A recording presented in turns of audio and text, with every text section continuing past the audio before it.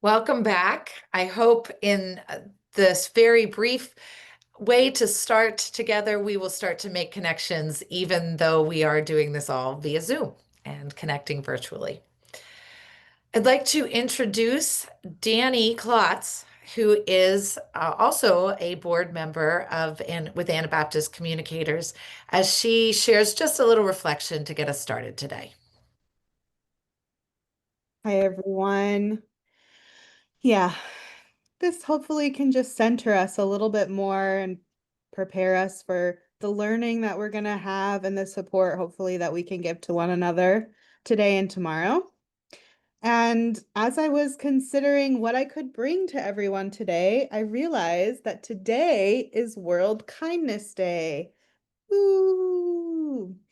And that might feel gimmicky, and it probably is a little bit, but NPR happened to publish a very interesting piece this morning.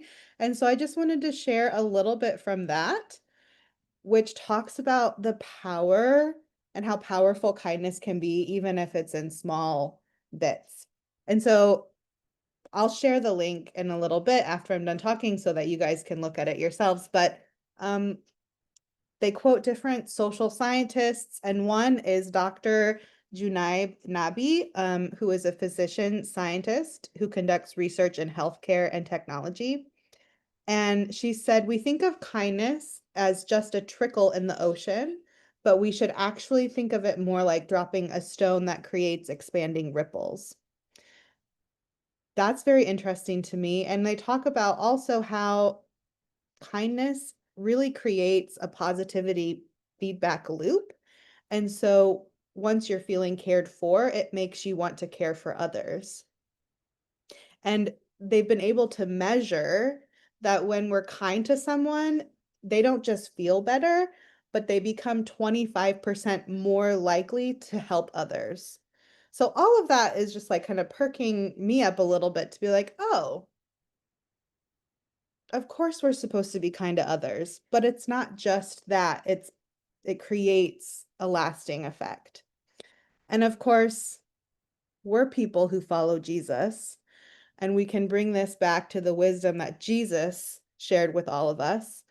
And you can look at the golden rule, but Jesus actually said to love others as he loved us, which is a little bit more intense, yes, than just like paying for someone's coffee. But I also found myself thinking about Zacchaeus and how Jesus invited him to dinner. And of course, that's a bit more complicated and nuanced, but then he went out and essentially made reparations to people that he had wronged and harmed. And I thought, wouldn't it be nice if a dinner invite had such a transformational, uh, yeah, transformational ripple? And what I want to acknowledge is that there is a lot going on in our world right now. And so maybe it feels hard to be kind, whether that's to the person across the street. Um, Maybe it's hard to get in that mindset where it feels like it might make a difference. And maybe even it's hard because some of us might not even feel safe to be able to put ourselves out there and to be vulnerable. Oh, so I offer all of us an opportunity to reflect on what is a possible act of kindness for you. Maybe it's even just a kind word to someone you haven't seen in a while in this Zoom space. Maybe it's a hello to a neighbor that you haven't seen in a bit. It can be small, but as science tells us and as Jesus inspires us, can still be very meaningful. So, in whatever way is safe and manageable, think about that. And I'll just say a short prayer and then we'll hand it over to Kevin. Excited to hear from him today. So, oh, Lord of goodness, of plenty, of justice, thank you for bringing us here today. Thank you for exemplifying how we can live out goodness and kindness and love in this world. We thank you for the words that we're going to receive today, for the information. Ask that you open up our minds and our hearts that we can learn, that we can grow, and that we can support one another in this space. Be with us today and as we go forward. And ask that you bless Kevin as he's our main speaker for this afternoon. In Jesus' name I pray. Amen. Thank you, Danny, for giving us some roots and some of wisdom to dig into as we start our time together. I do want to introduce Kevin Ressler as our speaker here for the next keynote presentation, for our keynote presentation today. Kevin is a man of many talents and carries them out and uses them here in Lancaster County, Pennsylvania, in many different ways, and in southeastern Pennsylvania. He's a writer, a community activist, a preacher, and an executive leader. Right now, serving with the Alliance for Health Equity as CEO, if that, I believe I have that correct. He was also president and CEO of the United Way of Lancaster County and executive director of Meals on Wheels. So many community connections that he speaks from. Kevin, you gave us a topic of guerrilla marketing, and I invite you to share with us now. Thank you, Melissa. Actually, I'm gonna stand up here. I'm so boring I can put myself to sleep. I promise this is gonna be a struggle all afternoon here. All right, so I do a number of things. One of those that I also do that Melissa didn't mention, it often gets mentioned in my bio, is I serve on a lot of boards. I'm board chair for Everence Federal Credit Union. I know some of you organizations work with them and personally. And so I just got this past weekend at our board meetings, and it's cold in my office. So it's serving two purposes for me today, which is great. I am going to really quickly take 1 second so I can hide my screen so I'm not looking at you all, or not looking at myself, but looking at you all. So just give me 1 second here to change my view. All right, fantastic. All right, so I am, as Melissa mentioned, I'm Mennonite. I've spent my life in nonprofit spaces and helping spaces. I'm driven by those faith components. I actually grew up going to church with the Beidler side of Melissa's family, so her in-laws. And I know a number of you I'm seeing here. I know a number of you from different spaces, and I am grateful for my opportunity to exist in various Anabaptist spaces. I tend to be in Mennonite spaces, but I also have had the fortune of having other parts of our sort of little faith corner who I've been able to participate in over the years. And I want to express my appreciation for being in this space and in this room with you all. Just glancing at some names and even organizations in the chat, I want to say that this past Sunday preached at New Holland Mennonite, and one of the things that I said was, Mennonites, Anabaptists, Brethren in Christ, Church of the Brethren, like, we're never gonna be the mega church on the corner. We just aren't. The reality is that a group in modern world who comes and says we don't believe in violence as a means of solving our problems, not gonna be the mega church on the corner. So we have to think about how we are communicating our effectiveness and our success in ways that are not done that it historically has been, which is like, the Catholic Church says, why should you join the Catholic Church? And they say, because 1 billion people can't be wrong, right? Well, Mennonites aren't going to ever be 1 billion people unless the world has like 400 billion people. We're just not going to be that. Brethren in Christ, same thing. Sorry to tell y'all, not going to be the mega church on the corner. But I don't think that success and effectiveness should be measured simply by popularity or by the size of the folks that you're with. Instead, our witness is often measured in ways that we make impactful solutions to challenging problems that others can't even identify as problems to begin with. I think it's time tested for us to look throughout our joint faith history as Anabaptists and be able to recognize this. If we go back through history, the first group to really practice separation of church and state was the Anabaptists, largely because the state was killing us all. But we practiced separation of church and state. Why? Because we refused to carry the sword. And at the time, conscription was required of all individuals. And that's when you got your citizenship. The moment you were baptized, conscripted you into the state, which would eventually conscript you into the military, which also meant that your baptism was your citizenship. The Anabaptists said, no, nope. Our citizenship is different, as are our obligations. And so when I said to New Holland, I said, you all just reported that you had something like 6 tons of fresh produce produced in the garden in the front lawn of their church that was basically handed out to their community. Now, I know of other churches in the community that have many more people than theirs does. And I couldn't tell you what their impact was one way or another.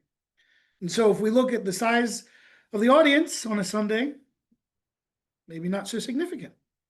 If we look at the output and the community change, could be significant. Now, many of you come from different groups, and I just can see on my screen right here, MDS, Caleb, for instance. Eileen, I see Anabaptist World, and David, I see Mennonite Mission Network. Like, these are organizations who, frankly, all play much bigger than you are. Anabaptists actually have been really good at you go all over the world and people have heard of Eastern Mennonite Missions or some of their different programs, or you've heard of Mennonite Central Committee. You've heard, it's amazing that for a group that only has, in its widest application, including some of our plain brothers and sisters, about 1.5 million people, the fact that you can go almost anywhere in the world and people will have a familiarity either with the Amish or with Mennonites or with the Brethren or who knows. That is an insane level of effective marketing, I just want to say. And that marketing has not been done because we have been the most spend-happy church. We do not tend to have the largest marketing budgets compared to other institutions. The marketing is a result of the action and the activity. And that's powerful. That effectively gets into what I'm going to talk about here and start sharing slides in a few minutes around guerrilla marketing. But I do want to begin by asking folks to participate. So warm up the fingers. You can chat or you can hop in. I'm curious if anybody is familiar with the terms hot media versus cold media. If you are, feel free to either hop in and talk or put in the chat what you understand as hot media versus cold media. So go ahead and if there's anyone who wants to chat, just unmute. Otherwise, pop some things in the chat. And I'm going to start by introducing a little bit of what we're going to try to do today. So we're going to try to do a couple things. First thing is I'm going to try to just give you some education, just broad terms and those things. And then we're going to actually try to create a little bit of a guerrilla marketing concept plan for at least one of you and one of your organizations, live and collaboratively. And I hope that does a couple of things. One, it shows how easy we can come up with good ideas. We don't need to hire $500 an hour consultants. Although if you do want to hire a $500 an hour consultant, I am available. Not a thing I normally do, but if you want to flash $500 an hour at me, I'll probably come and hang out with you for a little bit. But we don't really need to hire these consultants. Most folks just don't have the confidence to understand that the things you want are often the things that your neighbors want. And at the end of the day, what you're doing when you're marketing is trying to convince your neighbors that they want the thing that you can sell or provide for them, or the service you can provide. And whether that's through donations or whether that's through purchases, so ultimately the same thing. Nonprofits are businesses too. We just have a different way of selling our products and a different way of convincing our audiences that they should purchase the product. And part of that is who benefits. When I go and I see a commercial for a cell phone, I benefit when I buy the cell phone. When I go and I see a commercial for an organization akin to many of the ones that you work for, the reality is my neighbor benefits. But I'm still the one making the purchase, whether it's a donation or whether it's buying something that I receive.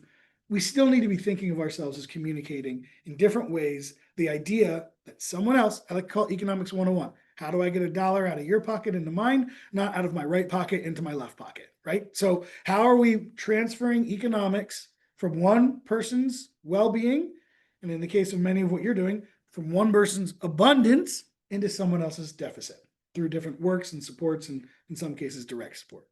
So, looks like we don't have any hot media, cold media folks in here. That's okay. That's great. That means that my time will at least have one valuable moment, if nothing else, for the rest of the time. So, great. All right, let's start here. I'm going to share my screen.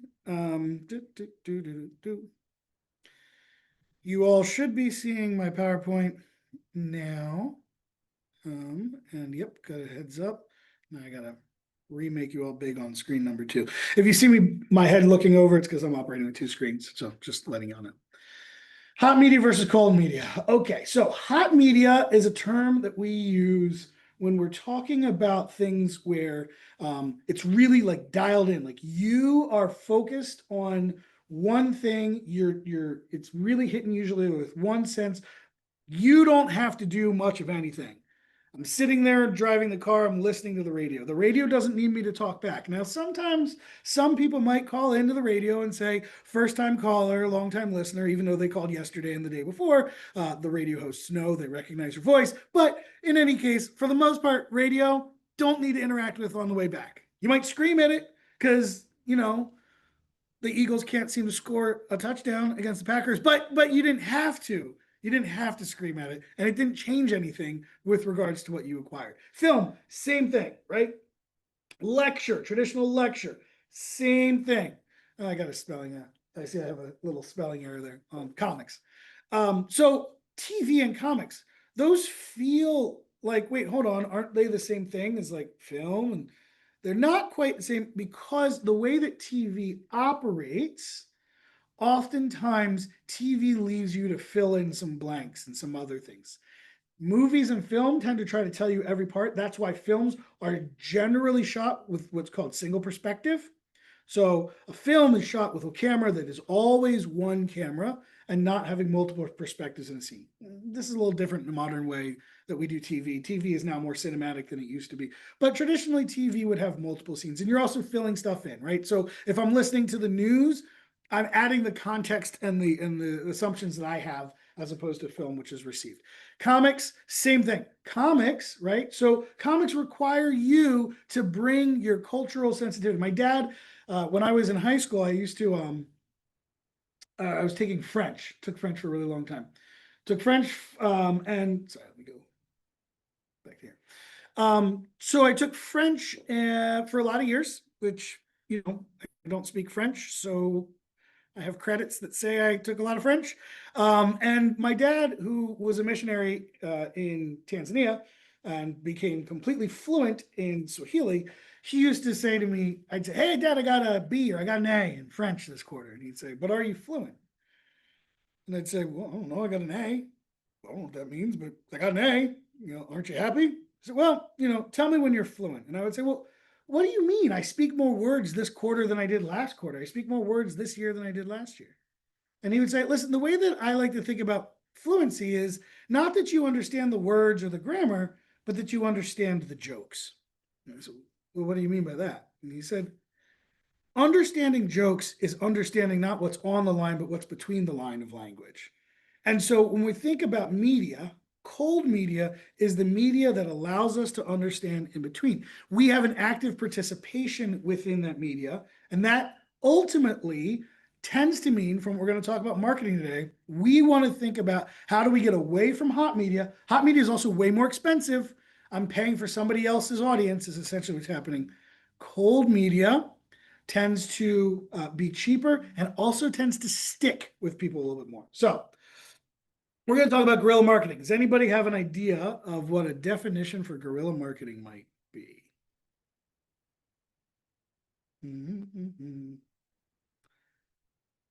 All right, so guerrilla marketing is a term that we use that essentially says, how are we doing marketing that is not the traditional just buying an ad, buying a billboard, paying for a newspaper ad?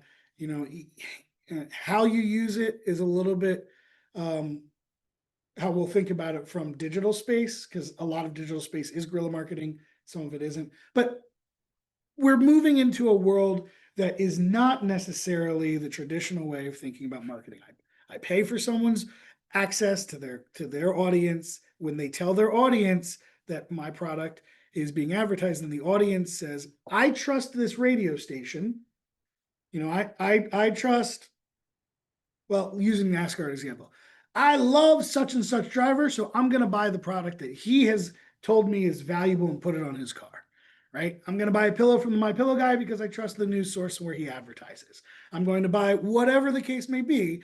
That was traditional advertising, doesn't happen as much anymore. So we're going to go through here. We're going to look at some examples from my career of how I've tried to use guerrilla marketing. And so unconventional low-cost tactics, community and social media. And this is where I said digital space is interesting, right? Because you can still buy traditional ads and try to get access. You can pay for a sponsorship, or you can pay for a sponsored news article. You can do all those things. But you also have a whole wide swath of, like, how many of y'all have a TikTok account? Me either. But that is a different part of how we would think about guerrilla marketing from, like, you know, I'm old enough that, like, Facebook was my bailiwick. Like, I hate Facebook, but I got enough people there that I need to hang out there because that's an audience that I have, right? And so how I use that social media and where I use it determines who I'm advertising to and how I'm potentially advertising. So nonprofits often use guerrilla marketing, whether you know or you use that term or not. Nonprofits are often using guerrilla marketing to raise awareness, mobilize support, drive action, because they don't have large budgets. So they're not using guerrilla marketing because it's a strategic desire. They're using guerrilla marketing because they have no money, and therefore they ask their people in their community, their volunteers or their staff, to go to places like their churches and to tell them about a cool thing we're doing that they maybe want to support. For those of you in the Lancaster area, a huge amount of guerrilla marketing is about to happen in about 2 weeks with the Extraordinary Give. For those of you who live in other communities, you may also have a 24-hour day of giving or something that's similar to that, where a lot of different organizations are having an intense focus at the same time, and that intense focus allows for creativity because you have to break through a saturated market. Ultimately, guerrilla marketing really focuses on storytelling, authenticity. Even when it's manufactured, it feels like it's not manufactured. It feels spontaneous. It feels self-motivated. It doesn't feel highly produced. So I'm going to look at a couple of things in my career in underfunded marketing, or guerrilla marketing.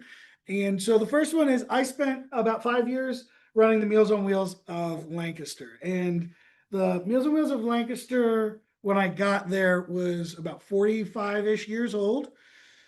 Had never raised more than $12,000 in its entire existence because it got reimbursement for meals, and it also hadn't really grown a whole lot. So we did 135 meals a day when I first got there. We had 145 volunteers a year. When I left, we had about 700 volunteers a year, and we had about 400 clients a day. And largely the way that happened was not significant changes or in the program. We had some improvements on the food, but it was about getting attention to folks, to knowing the program. Number one, Meals on Wheels, most people know of. So it was not about knowing about Meals on Wheels. It was about knowing about Meals on Wheels of Lancaster and how we did the same thing that you assume you know. We had to break through your assumptions and retrain you. And so one of the things we did early on was we called it the least favorite food challenge. So I needed to have a van so that I could have a staff driver, a second van. And so we did the least favorite food challenge. And if you've been reading here on the right, you'll see that the way the challenge were, I should say this.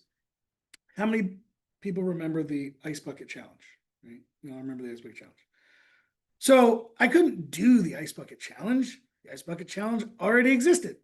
So if I did the ice bucket challenge, people would just be like, oh, you know, this is supposed to help ALS. How dare you try to steal money from ALS, right? So, but you wanted to also figure out how could you sort of capitalize on that zeitgeist. So we said, let's create our own challenge. And so we called it the least favorite food challenge. And what we liked about the ice bucket challenge was that it required participation in a unique activity that had almost no cost for folks, and was able to then manufacture resources from those folks who participated. And also, and this was really important for us, a sense of affinity and a sense of awareness of what the organization was doing. So we weren't just trying to raise money for a van. There were actually easier and better ways for me to raise money for a van, largely calling like 2 or 3 really wealthy people and getting them to write a check. However, we did not have many donors at all. So we created a campaign, the Least Favorite Food Challenge, where we encouraged folks in the community to eat their least favorite food and then challenge their friends to donate $10 or to do the challenge themselves. So what this did, it gave folks 2 different avenues. They could say, I don't want to do that thing, I'm just going to make a donation. Or they could say, I'm going to do that fun thing and I'm going to challenge 5 people. So either way, we were either getting more people connected and involved, or we were getting a little bit of money. When we got a little bit of money, an insignificant amount in regards to purchasing the new van. Like we needed to raise $19,000 and we put together a challenge of $10 a person. Like to get to $19,000 at $10 a person is actually a really, really hard thing. So we went to the Office of Aging. We went to a couple other folks and we asked them quietly to commit significant dollars on the back end, and then we would raise this $10,000. So we already had half of the total commitment raised. And then we said, let's go ahead and try this. But what it meant was that even though we were only getting $10 from a number of people, other folks were giving more. But what it meant was that in the end, we were going to have a whole bunch of new people who would donate $10, who weren't going to donate $100, who now would get our email. And we would get them over time bought in, but we needed to develop a relationship. So we very intentionally decided to do a very low donor amount because we thought that we would get more individuals. And the goal, often of guerrilla marketing, is to get more folks as opposed to necessarily getting large amounts. You want to create a sense of a moment in a zeitgeist. So we were selling the idea that it would help purchase a new van, which was true, but it wasn't going to purchase the whole van. We had a plan to purchase the whole van, but we wanted to get more people feeling like they were part of this initiative to be able to increase our long-term partnership. Now there's young thin me eating sardines. So this is a pull from the local newspaper at the time. And I've pulled this section because I wanted to show you what was also valuable about this. And this is an important part of thinking about how do we do creative marketing, is we were able to parlay multiple stories. So this story here tells about the whole initiative at the end. It actually told everything that I just told you, that we had a local Chevrolet dealership cut us a discount. We had the Office of Aging participate. If you go to the eating icky foods on video raises funds for Meals on Wheels, that is a much smaller article. It's a much smaller article, and that was to our advantage because it didn't have all the details. People didn't need to know the whole detail. People don't care about details. They're not interested in details. But we had multiple stories because as the news got more excited and as the TV did the article, which is what the screen capture you see on the right, then the newspaper wanted to do an article. Then the other newspaper wanted to do an article. Then the community. So you start to build a zeitgeist out of one thing. You get multiple things. And then the second article, snow disrupts Meals on Wheels for 3 days. Conditions were risky for older volunteers. Now the newspaper's paying attention to my programming. And they're paying attention to the problems that I have with an older volunteer base. And we use that to be able to start getting younger volunteers, right? So these campaigns allow you the ability to build on top of one another. So that is, let's see if I am doing this correctly. I am on, give me 1 second. And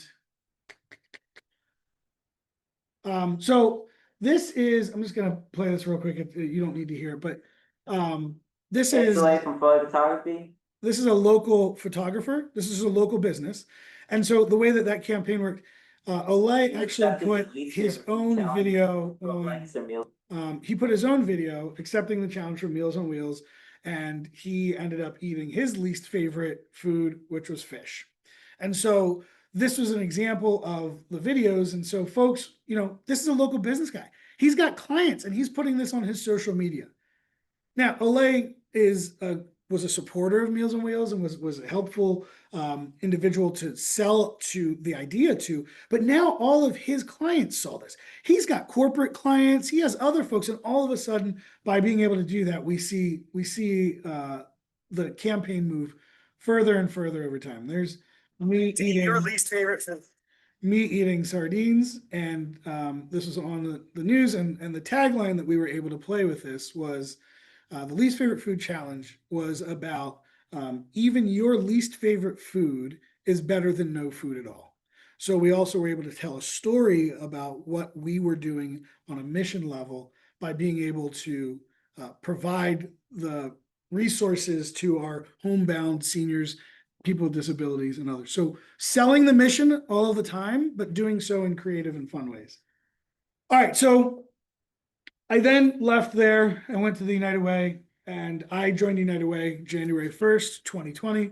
Should take you about 4 seconds before it kicks in, and then you realize, oh, that's a terrible time to start running an organization. And it was, because 3 months later, COVID hit. And I went to my board and I said, hey, remember all those wonderful things I told you during the interview process that we were going to do? We're not. Throw them all out. We have to figure out a whole new way of being in this time period.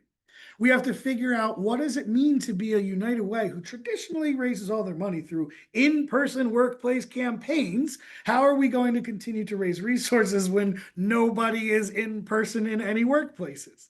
And so we had to start to think differently than we ever had before, which was more general outside community fundraising. And so we talked to the CEO of the Community Foundation, or the Lancaster County Community Foundation, and I got together and we said we were going to commit to raising $1 million together. $1 million new dollars for new programmings, which is not the things that they normally are raising money for, or we are raising money for. And so in order to generate attention on this, again, similarly utilizing, and this is, there's less news media, which is an unfortunate thing for all of us, but by using the news cycle, we knew that there was going to be a lot of attention on COVID. We knew that there was going to be a lot of challenges. We knew that there was going to be a lot of crisis, and we knew that there was going to be a lot of despondency. And so we knew that we needed to be an antidote, and that each time there was a story told about another bad thing, that we could be a counterbalance. And so we designed a program not only to raise money, but the program itself, the output tied into the need to raising money. So we had no early commitment of donors. We found a couple of large ones to get us going and get some match donations. And then what we did was we designed a program that would every single Friday give out $10,000 grants. This applied pressure to the donor community because we said, if we don't have $10,000, we can't give out a grant. So by having a reason for continual excitement of the campaign through an uncertain time, every week we were giving these $10,000 grants. And how do we get information out? The news will only do so much. So we actually launched a news publication, not a trade magazine for nonprofits, not yet another blog.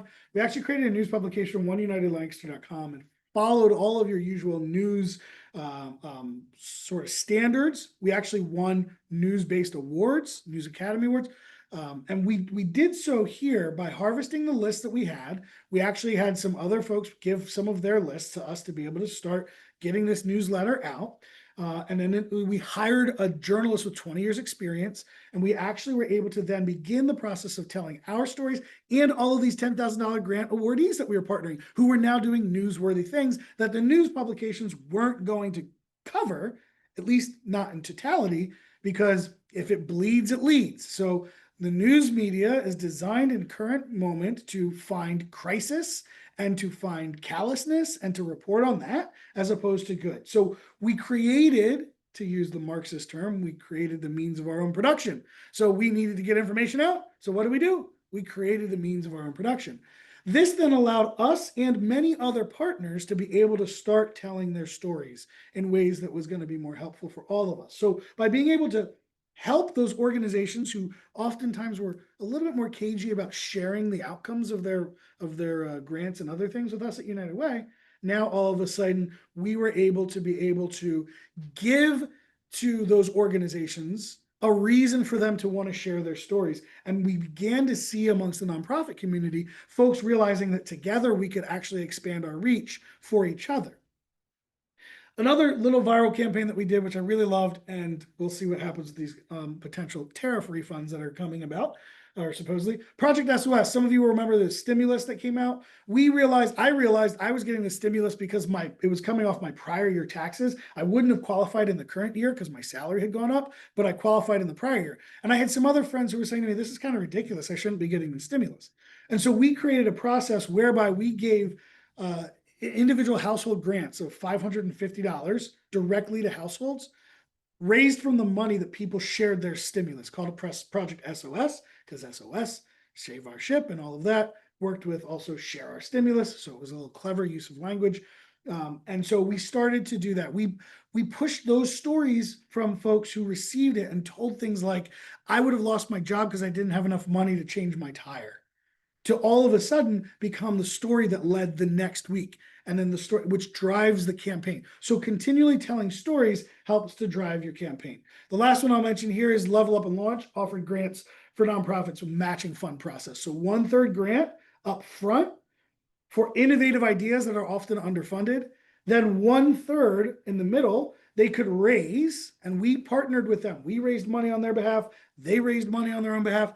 And then the last third was we matched that dollar for dollar once they completed their match raise. This allowed for us to help invite more folks, more foundations and others, invited institutional partners as well as individual donors in through the matching component. But what it was ultimately doing was it was allowing for people to be excited about being part of something new, something transformative, and to do so in a way that would maximize the results of their giving. One of the things that is powerful about these kinds of match and multiplier leverage giving, whether it was Project SOS or it was Level Up and Launch, is people get excited about thinking about increasing their impact. So when you're thinking about how do you work with donors and how do you work with other partners, including in many of these different instances, when we had a need for a billboard, I would go to a business partner of ours and I would say, listen, I can't afford a billboard, but you're buying a billboard anyway, and you're in my territory. Can you just put my logo on the bottom corner of your billboard and say you support us? Costs you nothing extra to do, but helps me immensely. But the SOS donations, that was free money. So for folks to give without having to feel like they were taking out of their own pocket. So how are we thinking about ways that we use our marketing to expand what we're doing or what we're giving by doubling it with a match grant or by being able to see it as uses of existing money in an effective way? All right, so where I'm at now, the Alliance for Health Equity, we're a health conversion foundation. And I'm not going to talk too much about any of the things here, although, because I'm still new in the process here. Although we brought in Union Community Care, a federally qualified health center, to replace our current federally qualified health center. One of the things that we did to drive attention and awareness for them, as well as for us, was we had a couple of community events, community gathering listening events. And instead of telling them, you need to come here and do your own events, we said, listen, we're going to actually sideline a particular series that we have going on right now, and we're going to give our audience to you. So you're going to come here and you're going to be able to participate in an existing audience and to share. Both of us then were able to, by working together, increase our marketing value because now we both were advertising the same activity. Still worked out well for us, even though we were sidelining a previously committed to activity. We also sometimes go and talk to donors. I just earlier today took a donor who was looking at making a significant contribution to the building that we have this clinic housed in. And it wasn't quite working for them to donate towards the building. And they're like, so you don't run the program yourself? I said, no. However, here, I'm going to schedule a meeting with you and me and the CEO of that organization. So I'm not going to get a donation out of you on this. If you can give the donation to them, I get that, but I'm probably not going to get the donation anyway. And that donation is not going to go to a partner of mine. So my partner in the health clinic has also said to some of their donors, hey, you know what? It doesn't really work for you to give to us, but go talk to Kevin and his organization because it mutually benefits. Sometimes we get really cagey about our supporters, but in reality, we often forget that as nonprofits, we're not just serving low income folks or folks who are in a disaster or X, Y, and Z. We are also serving donors, people who have abundance, who for tax purposes or for altruistic purposes, for faith purposes, they want to give away money. we are providing them the avenue and the opportunity to give away money. So sometimes if in so doing, we say, don't give it to me, give it to them, that donor is going to remember who solved their problem. And when they need their problem solved again, they're going to come back to you. Not always, but it's better to help them navigate to a perfect outcome for themselves than to not help them at all. They have to navigate somewhere else. They're not going to remember you well either. So want to just mention that when we're thinking about partnerships, this is a really important component, that the victory can come later. It doesn't always come right away. For us, another way that we're thinking about collaborative partnerships is we are starting a loan fund. And in order to grow that loan fund, I have found other organizations who are trying to figure out how to do investing in their communities. They don't have the staff or the knowledge for it. And so I've said, hey, I will rescope how I'm building my program so that my program can build around your problems, not just my problems. And then I become your solution. So that is allowing us to generate more resources as we're building our new program. One of the things that I will tell you here is I want to talk about this place-based anchor strategy. Place-based anchor strategy was a clever idea about we're place-based and how do we create some anchor organizations and projects. It was not effective. And it was not effective because one of the things that it did, it's just, I inherited this. I did not design it. But one of the reasons that it was ineffective was that it was very, very complicated. It's very academic, high jargon. It's wonderful.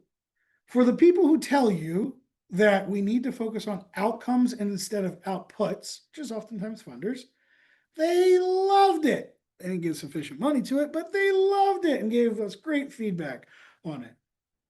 Unfortunately, the reality is we should be focused on outcomes. However, many of the folks that we need to sustain our work only understand outputs. And so if you start throwing massive, complicated charts in front of them, I saw this at United Way when I was there too. When you throw a bunch of massive, complicated charts, you turn off those individuals. And here's the funny thing. Those folks who are interested in outcomes, they don't want to be your sole funder. So they're driving you to focus on outcomes that demotivate the other donors.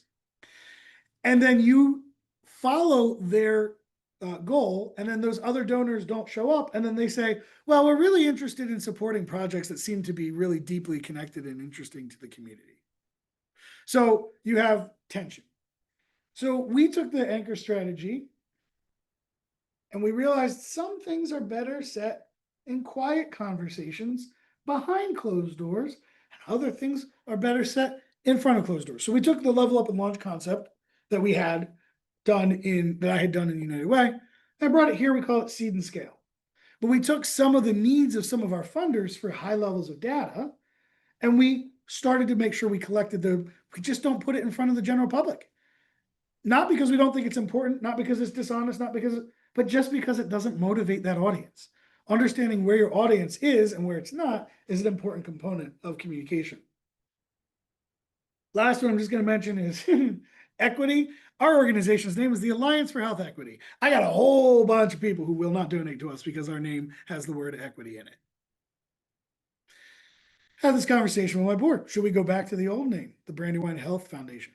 We've got donors clamoring, former donors who don't give us any money, clamoring for it. The answer is no, because the name doesn't change the work, and our work wouldn't change. And those folks don't really like our work. It's not the name that they don't like, it's that they don't like our work. And so we can run around, we can sing, we can dance, we can jump, we can jive, and we can change our name all we want. They might make one donation as a thank you for changing the name, but they're not going to stick around if we continue to do the things and the activities that drove the name change to begin with. And we're more prioritizing the work than we are the sort of public relations element. We also happen to think that in about 3 years, we'll probably see less hostility towards helping disenfranchised populations. And for me personally, as an Anabaptist driven by a faith and a raising that said my obligation is to help people with less than I have, who are less fortunate, have less privilege, have less resources, have less access. I'm just not that interested in pleasing individuals whose ultimate goal is to figure out how they can retain as much for themselves. So I am aligned with my board sometimes, and I've been in previous organizations where I wasn't, and that's a different challenge. Hopefully, because you all get to be in mission-driven organizations, you're in alignment. So let's review some key principles of guerrilla marketing. Creativity over budget. We're trying to find ways to get other people's audiences to hear about our work, whether that's through collaborative partnership with other organizations or convincing the news to follow up on our stories. Emotional storytelling. How are we connecting audiences with things that excite them and are emotionally fun to hear? Not just the activity itself, but then the least favorite food challenge also has to have a back end that tells you stories of recipients. So we put together a 9-minute video following a man named Bill Hauer, who was a recipient of Meals on Wheels, in a mini documentary that we put together and people were able to connect with. Now, they tell you all the time nobody has an attention span over 30 seconds, 12 seconds. You can't put together a video that's longer than what a TikTok can hold. Well, I'm going to tell you that's not true. And the reason it's not true is audience and interest. So the people who were interested in our program, Meals on Wheels, who had come through Least Favorite Food Challenge or otherwise, knew that there were these recipients. And we would often tell them about how those recipients were, who they were. But we put together a 9-minute video that followed a day in the life of our friend Bill, of our recipient Bill. And Bill, the videographer we hired, literally spent all day. And Bill's telling him stories about his life and about his kids and showing photo albums. He's dancing in the video to music from the 1950s and showing how he would have dipped his wife, who's departed.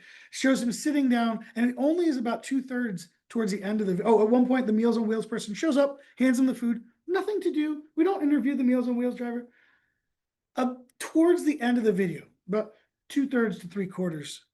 His son and daughter-in-law come to the house, and then they talk about the impact of the program. We spent most of the time highlighting the individual, connecting through storytelling. Yes, I can drop the link to that video. Storytelling about who this person is. People cried during the video. They laughed during the video. It's literally a mini movie. And we raised more money off that video than anything else we had ever done, because people saw the strong impact. And it was a 9-minute video, and people watched it. Community engagement, finding local influencers and volunteers. Your number one advocate, and we don't often think about this, but your number one advocate is your volunteers. They show up, they do it for free. Ask them to tell their story. Ask them to tell the stories of what they've seen. They will do it for you. I promise you they will. And because of what they've already chosen to do, working for you essentially for free, people will believe that as a vouching for your programs. So please don't forget to use your volunteers. Similarly, find a donor who's willing to say why they gave you money. When a donor says, yeah, my family sat down over Christmas and decided that we didn't want to continue to make more billionaires out of the already existing billionaires. So we swore off Christmas gifts this year. And instead, we decided to distribute dollars around organizations. That kind of story will motivate other folks, some a little through guilt, but that kind of story, if you've got a donor like that, will motivate other folks to open their pocketbooks. And politicians too. Listen, politicians use us all the time, so let's use them. One of the things we did with the Least Favorite Food Challenge, we invited every sitting politician who was in our territory and every candidate to come and do the Least Favorite Food Challenge. And many of them did. And that helped us significantly, because guess what they were doing? They were doing a lot of hot media. They were paying to advertise, to get people to their website, to their social media, and they get there and boom, how are they saying that they care about their community? They support Meals on Wheels. They delivered a Meals on Wheels route.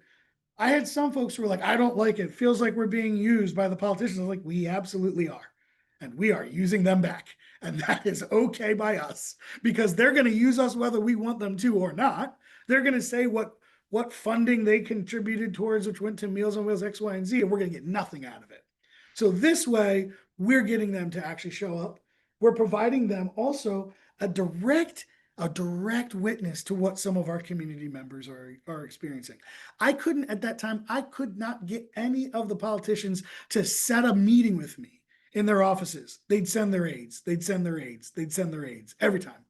But when I invited them to be on a least favorite food challenge or on a ride along, all of a sudden they didn't send their aides, they sent themselves. And guess who was sitting along riding in the passenger seat for an hour, chatting them up about what program we did while they were volunteering with us? That was me. I couldn't get an hour-long meeting. Now all of a sudden I had them coming to me. So how are we using those local influencers, volunteers, politicians, and those types of things for the work that we want to do? All right, so we're gonna switch gears here. That's that part of the spiel. I'm gonna switch gears here and let's talk about Anabaptist witness in a time of violence and discord, and also what it means to be in a breaking church in this time. So I want to say it loud and I want to say it clear. Our churches are breaking.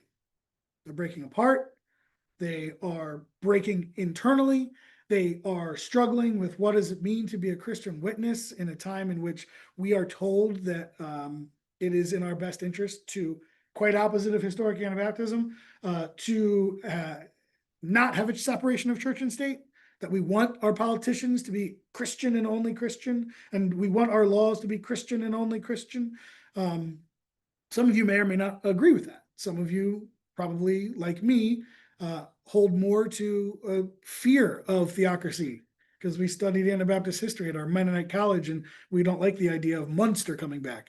That's a very deep inside joke for those of you who are way too into Anabaptism. So we are trying to figure out how do we live in this world. And so I want to take, we're gonna have y'all go into breakouts just for a few minutes.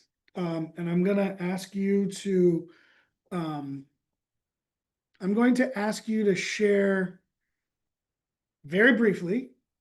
Hunter, how many people are we breaking the groups into? 4 or 5? Whatever you want.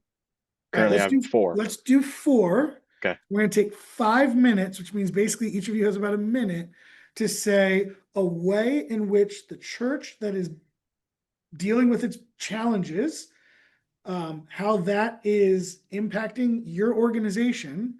So each of you has a minute. And then in your last minute, you're going to vote on which one you share with the whole group. Got it? How is the breaking church causing challenges for your Anabaptist communication? And then you're all going to figure out the one that's going to be shared to the whole group. So it's going to be rapid. We'll go ahead then. Thank you.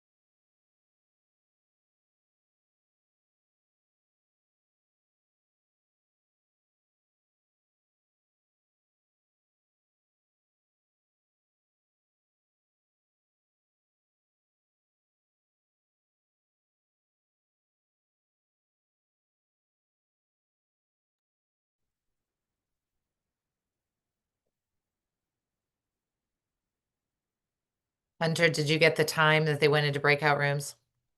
Yeah, I set it automatically this time, so it'll come back in a minute and 52 seconds.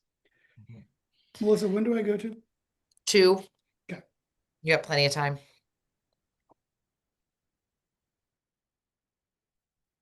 We're through the fire hose section, so. Really appreciate it.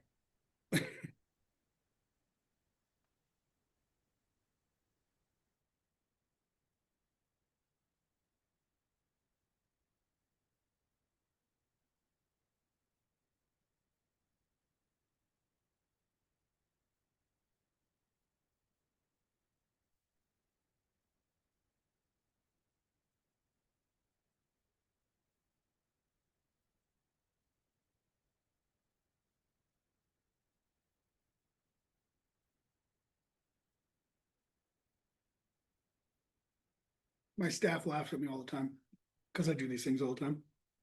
And they now just like roll their eyes. They're like, oh, he's telling that story again. I said to one of them yesterday, I said, yeah, but it wowed you the first time. I said, you're bored now, but you liked it the first Know your audience. time. Branding should be a little bit boring to those who do it every day. Yes, absolutely. You should seem like you've seen it before.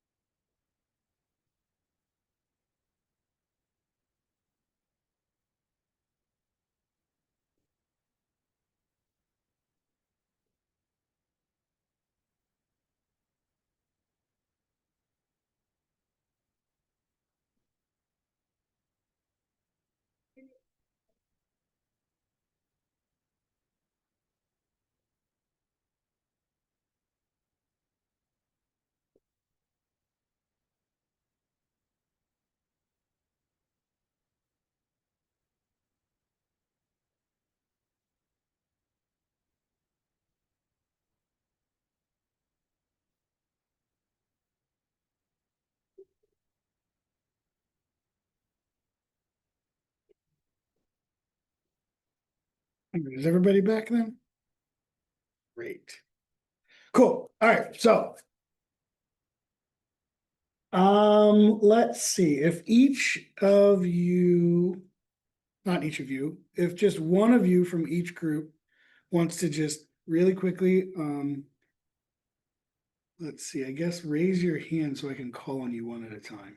But just one person from each group and then we'll try to really quickly get through what we came up with. Okay, Addie.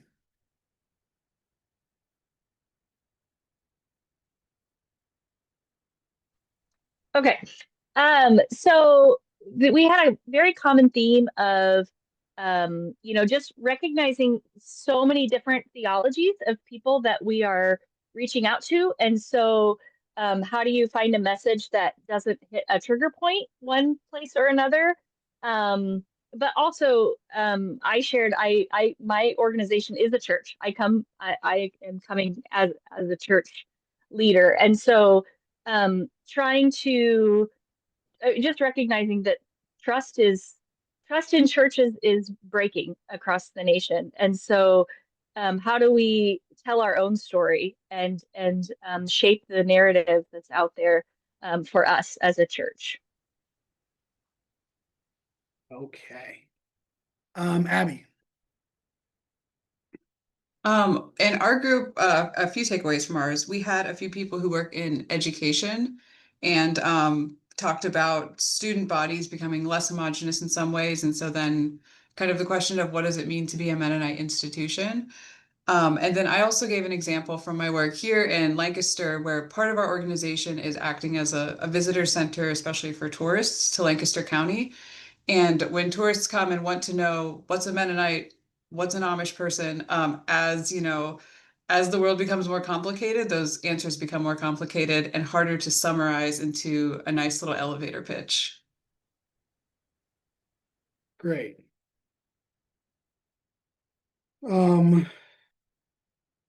Abby, I'm not actually ignoring your emails where you're asking me for a transcript for that speech that I gave to interrupt the storytelling night. It's that I don't actually have the script written out, so I need to transcript it. But anyway, sorry, a little bit of business there I needed to cover because I hate email and Abby keeps emailing me a completely unrelated question.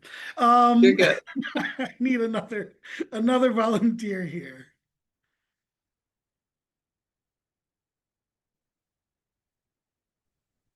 Another group. I know there were more than two groups. I'll go for our group, Thank Tori. Changing access, with churches breaking up or shifting, there may still be Anabaptists, but how do we lose? It's more difficult to access those different churches. Some took Mennonite out of their name. They might still be Anabaptist, but it's a kind of a simple point, but it does change a lot of ways that we need to find to communicate more directly.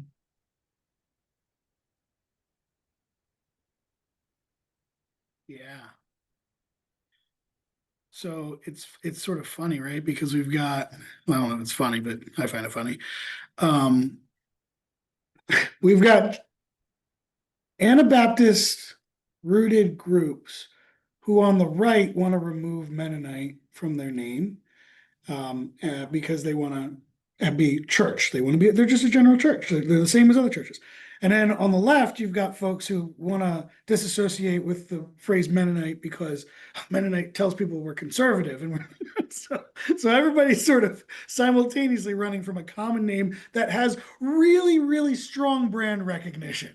Right. So in some ways, the brand recognition is so strong that if you don't feel that you're connected with it, you want to leave it. But then there are still components that bind us. My second cousins are all white, head covering, plain Mennonites.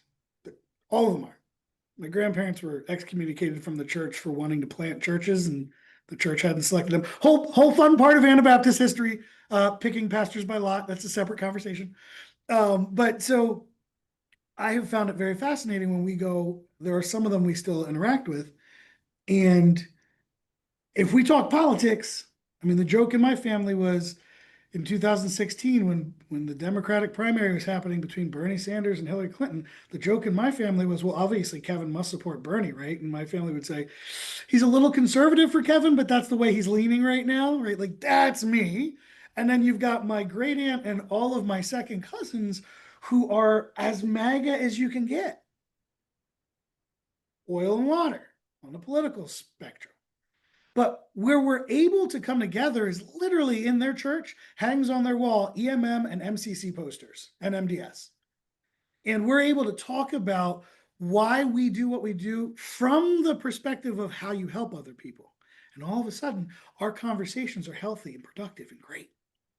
And so part of, I think, the challenge with the last one you just said about how do you find what is Anabaptist as folks are removing from the common terms and words is, well, at the end of the day, like the terms and the words and whatever is less important than the motivation and the outcomes and the work. And we've got to figure out a way that we can start to see the outcomes of the work that we do and less the labels that we put on it. But it is hard. It's incredibly hard. Any other groups? I know we had more than 3.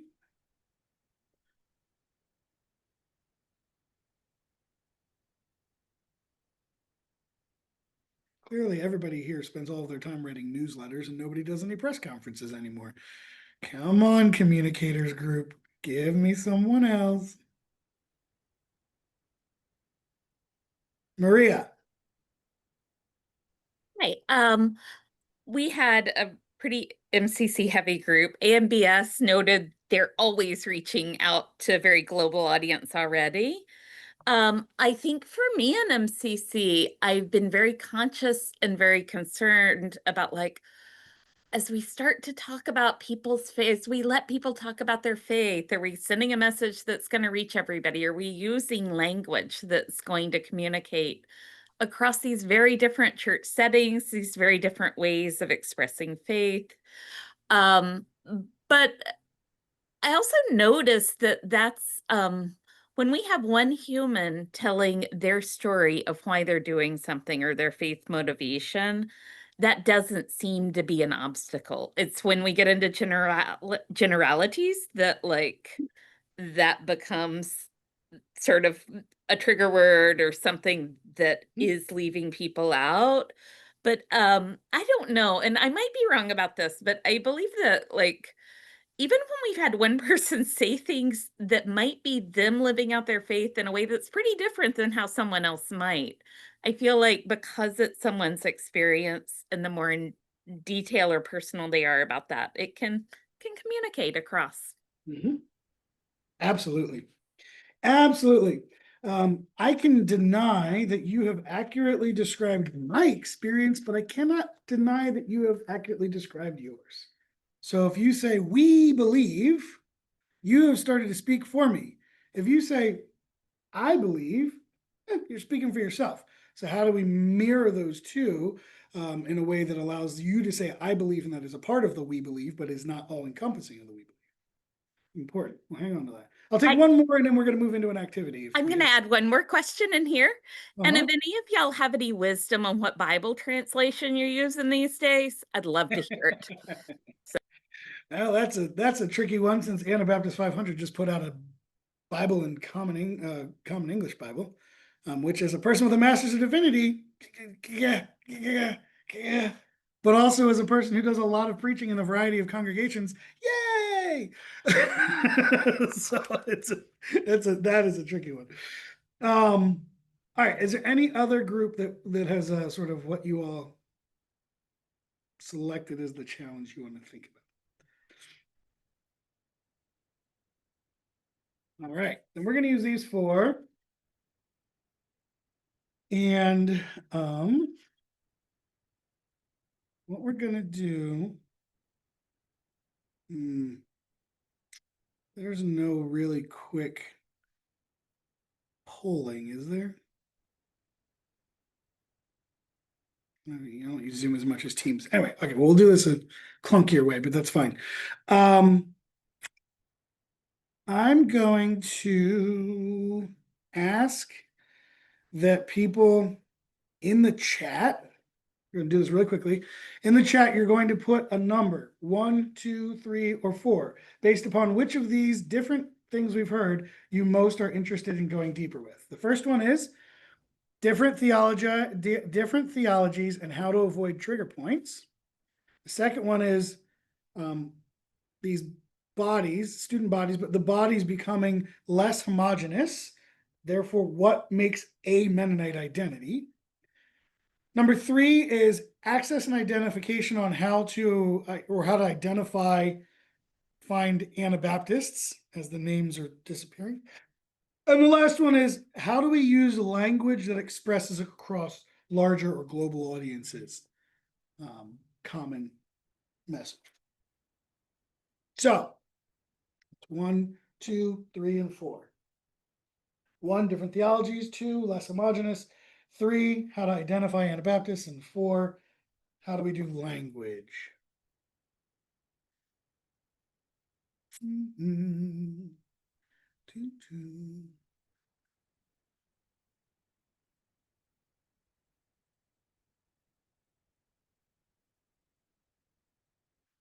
All right.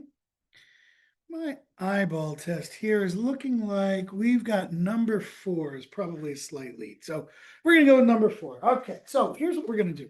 We are going to create a campaign right now. We're going to create a campaign together on how we use language to express, how do we choose what language we express across global audiences. So this is going to be another little participation component. We're going to do this in the whole group all at once. Yes, in the interest of time, that's how we're going to do this. Okay. So, this came out of our MCC group, right? Initially. So I would like a second group member, their perspective on how they saw that conversation shaping this challenge. What was heard in that same group, but I need a different voice.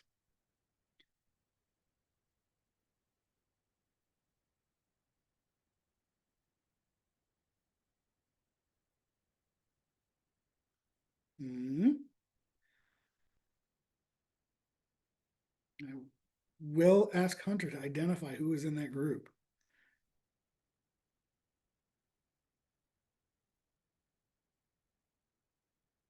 Nobody. All right, fine. I can't force you to do anything, so I'll take a different audience member. Generally, from what we have, what do you think about challenges that you've heard with regards to using language that expresses across global audiences and the challenges that we have there?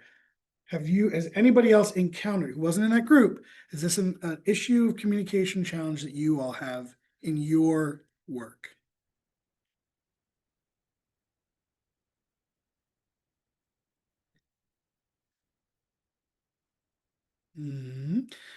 Asked another way, a number of you put number 4 in the chat. Why did you put number 4 in the chat?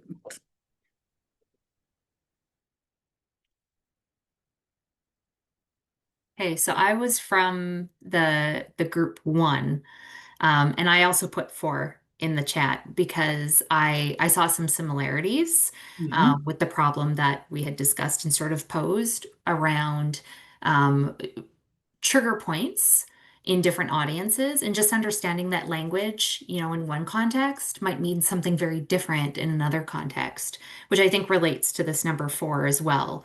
This idea of how do we promote to larger global audiences? How do we find language that is going to be acceptable across these extremely broad audiences? So I'm going to ask a question I need help with, which is, if someone could give me a specific issue or topic within Anabaptism that has different viewpoints that would be a challenge, either cross culture or cross theology. So sort of 1 and 4 together. What's this particular item that we have a challenge with?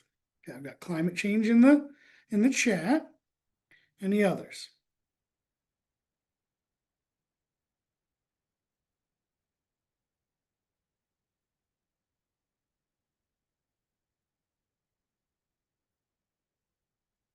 Inclusion.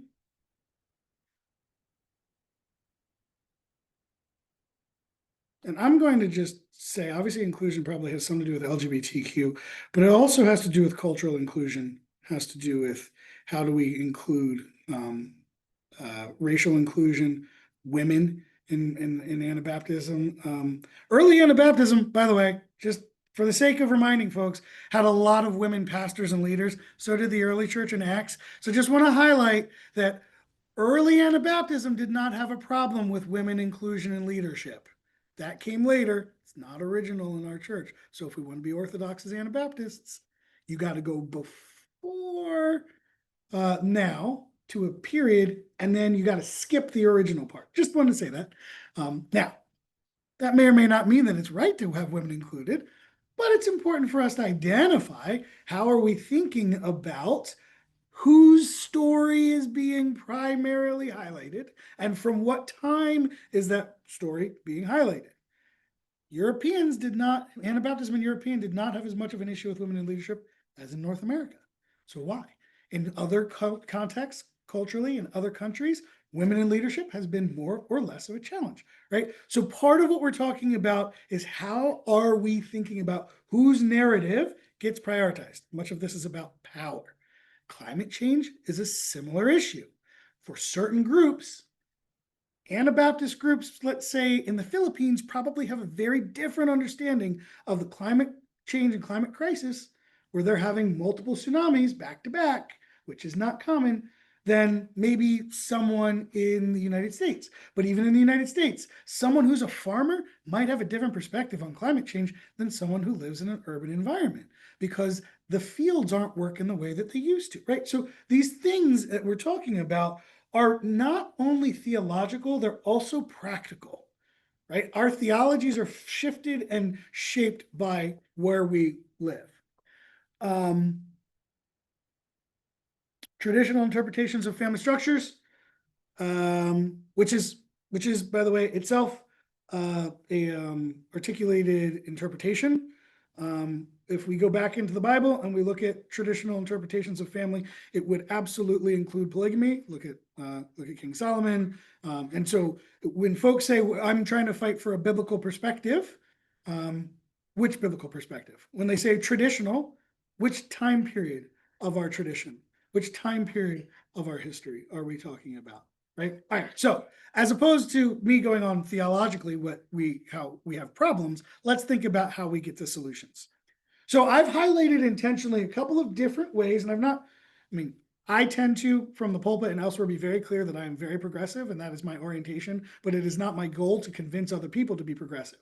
So it is my goal to try to find how do we allow for multiple voices to be able to be heard and to feel heard, right? So actually hearing a voice and actually making sure that voice is heard are different things. When we're working on communications and marketing, and particularly, we do those things in both subtle and direct ways. So one way, when we think about, I'm going to step outside of theological inclusion, one of the ways that we have seen over the last 10 years, and it shows up very prominently for me, that we have seen inclusion around race issues has been by including mixed race families in TV commercials. Growing up as a mixed race individual, I would see black families, I would see white families, I would never see black and white families. Now, for those of you who are not concerned positively or negatively about interracial families, you may not notice this as much, right? Because it's not being thrust super direct on folks, right? They're not coming into the pharmaceutical company's commercial. They're not coming in and saying, "Oh, hi, white wife. I'm so glad that I have this new hair treatment pill," right? But for people for whom a normal family is not same race individuals, which is me, my parents had mixed race, I'm in a mixed race relationship, both my brothers are in mixed race relationships with different races. For us, normal is mixed race. It is abnormal to see people of the same race. So it stands out. What is abnormal for you, what is not what you're used to, stands out, right? And when you've had that experience, when all of a sudden you're given something different, it shows up.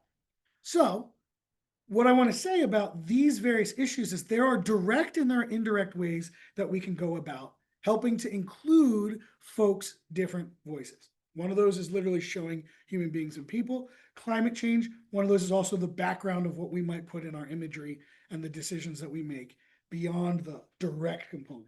It's a way of including folks without actually saying, we're going to directly address this issue, X, Y, and Z. And what that process is it's creating a normality of an otherwise experienced as abnormal circumstance. One of the reasons in our society we have such a negative reaction, some people have such a negative reaction to LGBTQ issues, is because they have been presented with a worldview that says LGBT folks are highly promiscuous, there's no interest in commitment and monogamy and all of these things. That has been a presented viewpoint, and as a result, there are many churches who say we don't want to have LGBT communities in our church, but then it doesn't make sense when they say, but they want to be married in a monogamous relationship, right? And then all of a sudden you're confused. Wait, but hold on, that doesn't make sense with the narrative that I've been told. When I lived in San Francisco as a Mennonite voluntary service volunteer, I saw one of the healthiest models of marriage I'd ever seen. It was two men. I hadn't seen that before. It changed the way that I had perceived what normal could be because I had been given a particular viewpoint beforehand. So when we're thinking about these messages, one of the strong encouragements that I would give you is, and it goes back to what was said when item 4 was first brought up, put people in a position to tell their own story. And then you have to contend not with a myth, but with a reality. The second thing which I'm suggesting is feel free to put people in the background of the picture. Like when you are putting together infographics, when you are putting together non-visible people, so like you're using little icons of people, are you adding someone who's sitting in a wheelchair or are you not? Just by adding those elements, it tells people that someone is invited and welcome. So let's think about Anabaptism. Let's think about the fact that Anabaptism is apparently 500 years old. And let's think about how we could advertise the Anabaptist community. So we want to introduce Anabaptism. It's a coming out party. Hey, we've been around for 500 years. Very few of you have ever gone to our churches. Largely because you think we're the crazy people down the street who won't join the military. But you're for whatever reason, you haven't joined our church, or because you think we're crazy because we still dress like it's 1525. Like whatever, we've had a challenge. And so we want to introduce ourselves. And we want to say that is who we were. Some of us are still in those positions. And also we are, boom. So what is a way that we could introduce Anabaptism to folks so that they don't just think that we are all Amish, dressed like it's 1525, or that we are all white and living in Lancaster. And what else do people think about Anabaptists? I'm not really sure what they think about Anabaptists in the Midwest and out West, but my very East Coast, very Mennonite experience says everybody thinks we're Amish and everybody thinks that we're white and everybody thinks that we live in Lancaster County or Ohio. Ohio gets a shout out too. So what would we want to present to people? Who are the people we want to be in the background of the picture?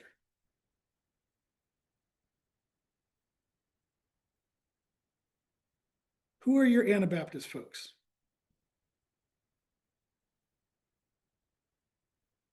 Race, Indonesian Mennonites, global community, Latino Mennonites, ethnicity, not race, ethnicity, global community, Indonesian Mennonites. I mean, for me, obviously, Tanzanian Mennonites, Black Mennonites, my grandfather being bishop in East Africa is a very big, important part. Politically active Mennonites. Oh, I got in a Facebook conversation with some plain individuals who explicitly said that those Mennonite Action folks protesting against the Israeli war in Gaza are not real Mennonites. Real Mennonites are not pacifist and do not protest. We had a very fun offline conversation.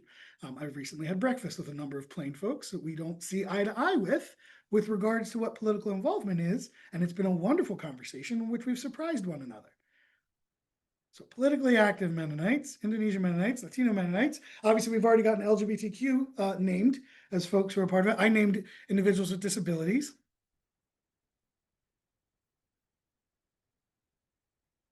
The young woman who lives next door to our church and has never been in a church before. She's part of your community, Melissa? So she is attending regularly. Okay. So I was like, but how does, so she's attending your church, but she doesn't have all of the historical baggage of my grandfather was the first bishop in East Africa and how that has shaped my life has been good and bad, right? Or my grandfather was a church planter in Ohio. And we, on my white side, we go back to the 1700s or actually even earlier than that, right? So all that baggage We often insist ethnic Mennonite. We've used that phrase. I like to say I'm an ethnic Mennonite because I am half Swiss German, and then it really confuses people. No, this is what an ethnic Mennonite looks like. Don't you understand? So we're moving away from the baggage of long family history, so more recent occurrences.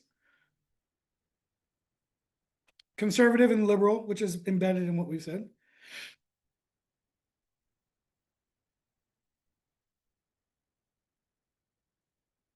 Okay.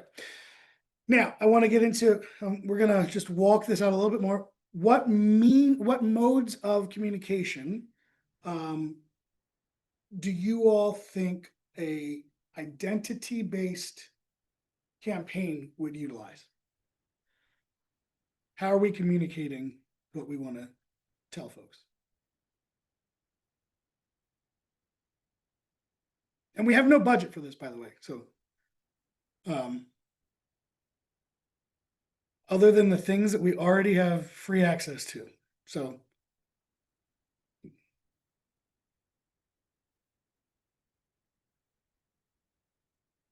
I'm going to give you all a layup because there's one person in here who has broad access on some level. You're going to send Eileen a press release because we want to expand our access.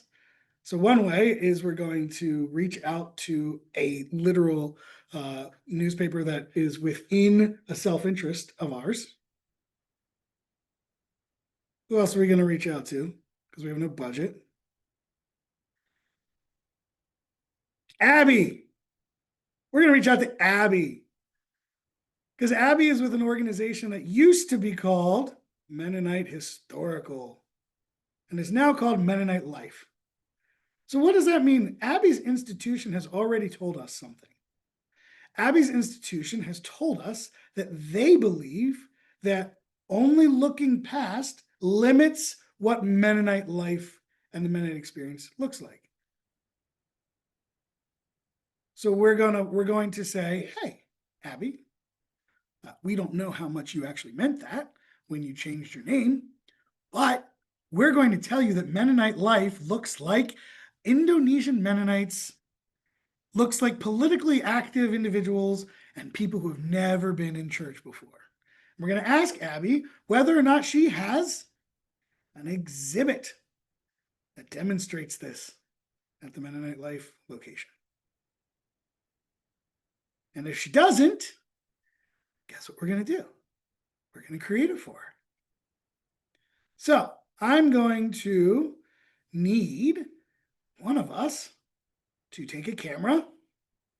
Cell phone will do. I believe in this room, everybody does use technology. I know not all of our Anabaptist friends do. They all do. They just put it in the barn. We know. We're on to you. But so we know here that these folks in this room have at least computers, probably cell phones, which means that you have the ability to make a video. And so we are going to use free tools. All of us are going to make a commitment to find one person in our community who doesn't fit the traditional mold of what people think of when they think of Brethren in Christ, or Mennonite, or Anabaptist, or Church of the Brethren, or Beachy Amish, or whatever, right? One person you're going to find, and each of you is going to grab a 60-second clip asking the simple question, what makes you Anabaptist? Or some other version of, what does Anabaptism mean for you? Why are you attracted to Anabaptism? Or it's going to get more specific if it's helpful for an individual. Why are you attending that Mennonite church? What do you like about volunteering with MDS? Why do these things and these values, not the label, we're trying to get away from the label and into the action and the sense of identity. If each person were to capture, we got 35 minutes worth of video here. You're going to take that, you're going to slice off everything that's unnecessary to get to the heart of this. You're then going to stitch together a series of photos and videos. You now have a public art piece that is going to travel to Harriet's Historical Society for the BIC, to Mennonite Life with Abby. Eileen's going to cover this traveling art exhibit of introducing a modern Anabaptist group. You're going to have voices from a variety of entry points into this house and structure of people. It's going to cost you nothing. And between all of our audiences, you're going to hit a couple tens of thousands of people. And each of you benefits from it by slapping your little logo on, having contributed a video and a partner. And then one of us is going to spend a couple of hours cutting the exact same video, is going to have one person who knows how to do it is going to put a title screen just with your organization. It's going to say,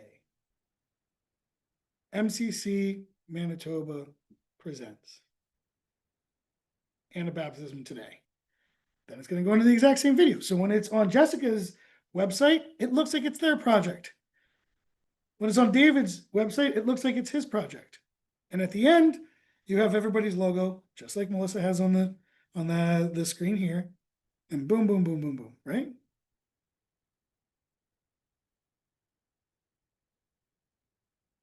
So Eileen says we've already got an exhibit, which means that we have to watch that exhibit first and not duplicate any of those people. So if they have 50 people, we need 50 different identities. Guarantee you could do it. And it needs to roam. Can't stay in one place. And it needs to go to places where they're not already Mennonites or Brethren in Christ or Church of the Brethren. It's got to go to other places.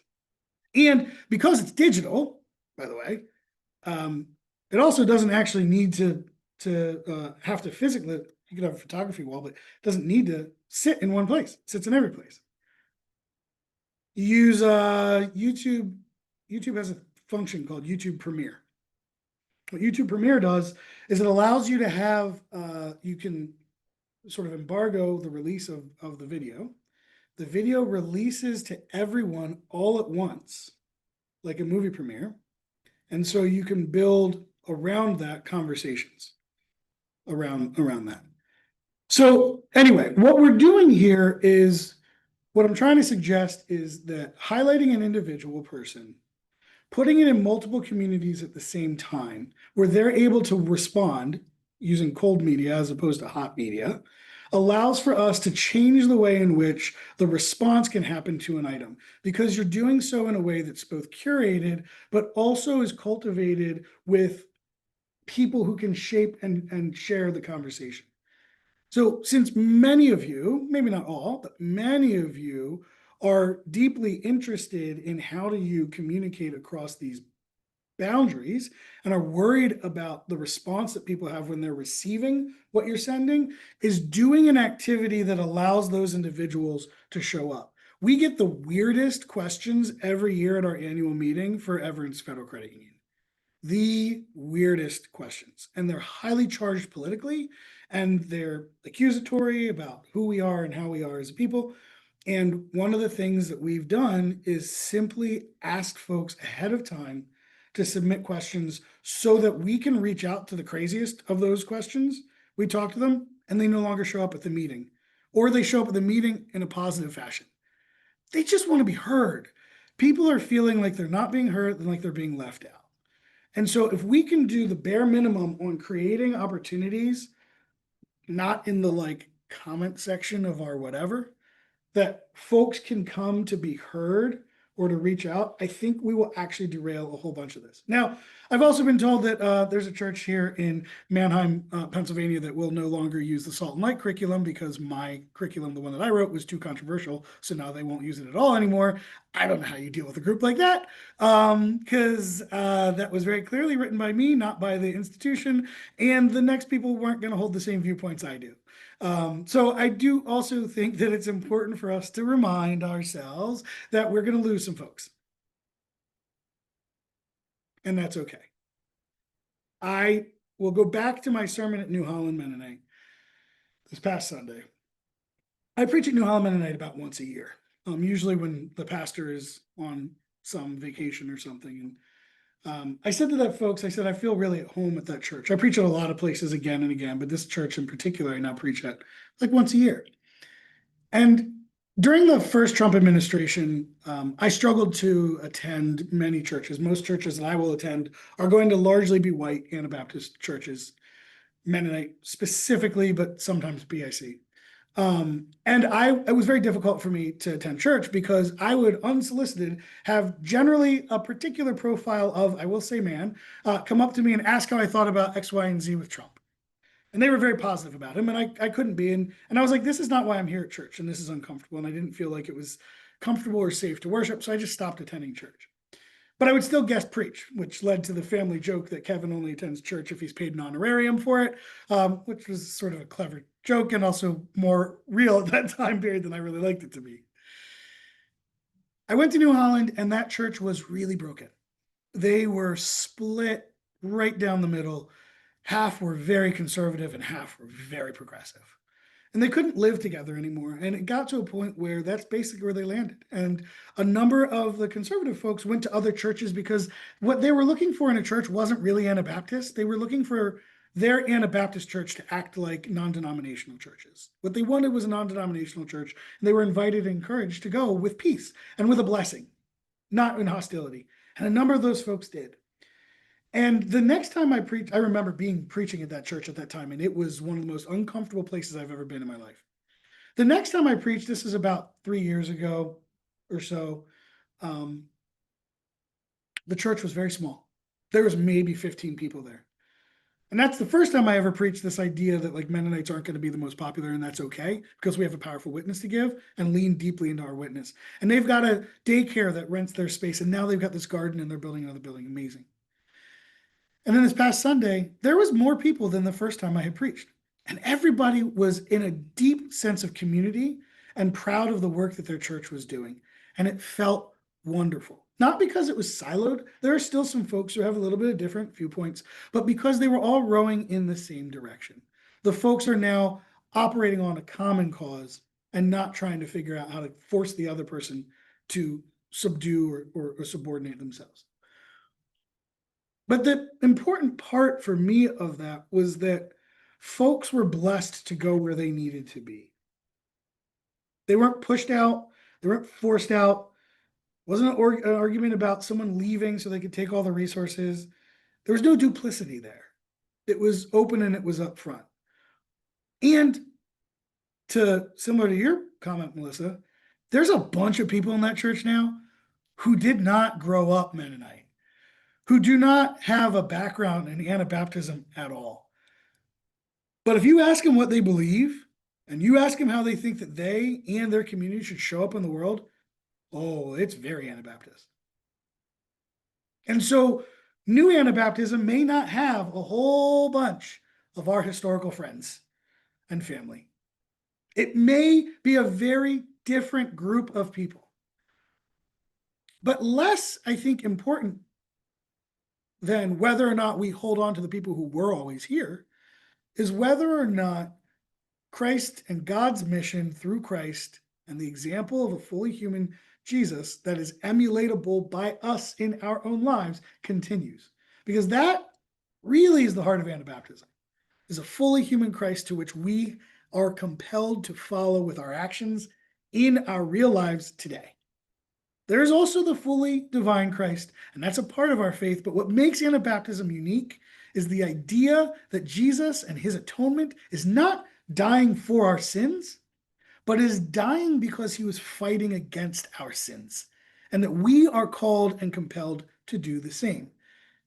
And if our messages continue to push forth the idea that we have a human obligation to bring the kingdom here and now, and that message attracts a new group and a new audience, as it loses an old audience and old group who are no longer compelled by that mission, it's better for us to communicate deeply our values and our sense of self as a community, where we're headed, than it is to maintain historical connections. So we may not be able to as easily Google search where are the Brethren in Christ churches on my block, where are the Church of the Brethren in Christ churches on my block, where's the Anabaptist churches. But if we start to say, where are people following a truly lived and embodied vision of Jesus, and we find those folks, amongst them will be folks who are sympathetic to our Anabaptist views and values, whether or not that's a term that they're using. And I hope that is helpful.